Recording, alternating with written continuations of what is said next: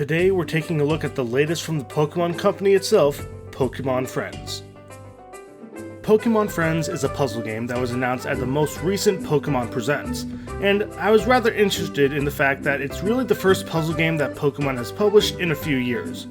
But the basic concept is pretty straightforward. You have to solve a series of 3 puzzles in a row. Each puzzle has a series of levels that you have to complete within a certain amount of time. Each puzzle has its own separate time limit. After you're done with all of the puzzles, you get a score based off of if you completed them within the time limit. If you have any extra time left over, that gets added as a bonus score. Now, I wish I could tell you about each and every puzzle and whether or not I found them a challenge, but there's over 1,200 of them, and even if I did get all of the footage of each and every one, that would make this video ridiculously long. So, if you want to find out about all of them past the ones that you see in the video, you're gonna have to try it out for yourself. After you've completed the puzzles, you get some yarn that you can use to make a plush of a Pokemon. You can then decorate a playroom with said plushes. You can also unlock more decorations via interacting with and completing missions for the folks in town. This game is going to be rated E for everyone, as to be expected of a Pokemon game.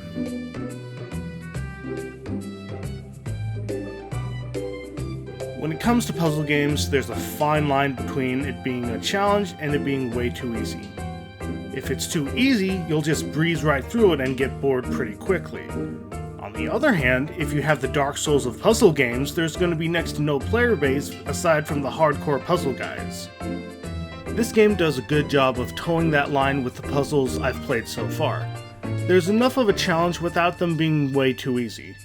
In fact, the challenge level of each individual puzzle will increase each time you succeed in beating it, which is pretty cool.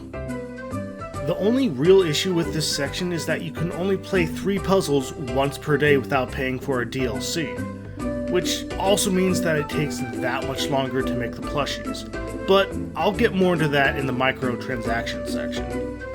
I would give this section an 8 out of 10. I really found myself enjoying the puzzles that were thrown my way and would have zero problems with playing them more.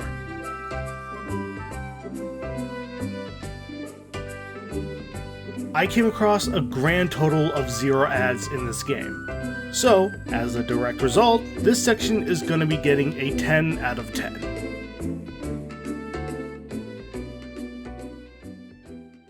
The microtransaction section is where things start to go downhill for this game.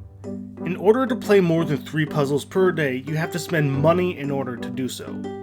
A minimum of $9.99 to be exact. There are 2 other DLC packs that you can buy individually for $14.99 each that will add some new puzzles and some plushes for your enjoyment. If you don't want to be bothered with buying 2 individual DLC packs, there's currently a bundle where you can spend $25.99 to get both of them. But that doesn't include that $9.99 basic pack I mentioned earlier. If you want the whole shebang, you can spend $33.99 to get the basic pack and all currently available DLC. What the crap, Pokemon? Couldn't you have, I don't know, implemented an energy system to limit how quickly people can play through the game? But no!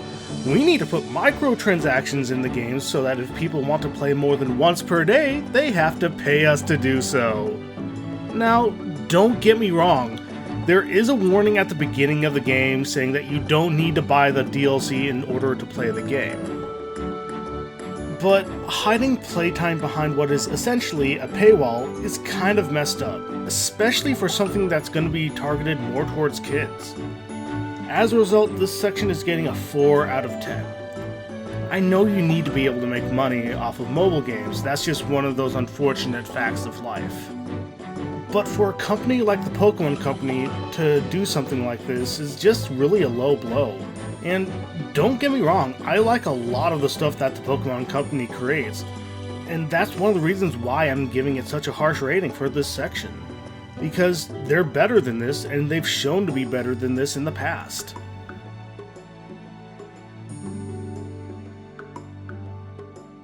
The longevity section suffers for this game as a result of that gameplay paywall that I mentioned previously.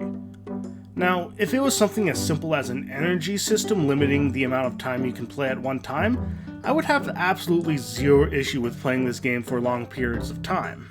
The big issue is that each time I've opened the game to play it, I've probably played it for less than 15 minutes each time, which, needless to say, doesn't encourage me to come back to play it on later in the day when you literally can't.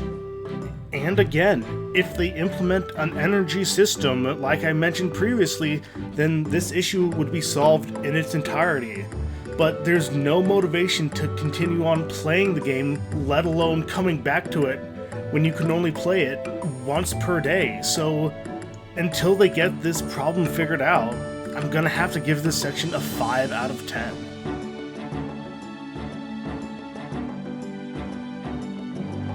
After everything is said and done, I would rate this game a 6 out of 10. The gameplay paywall is really what did this game in, and it's a shame because otherwise the game is very enjoyable.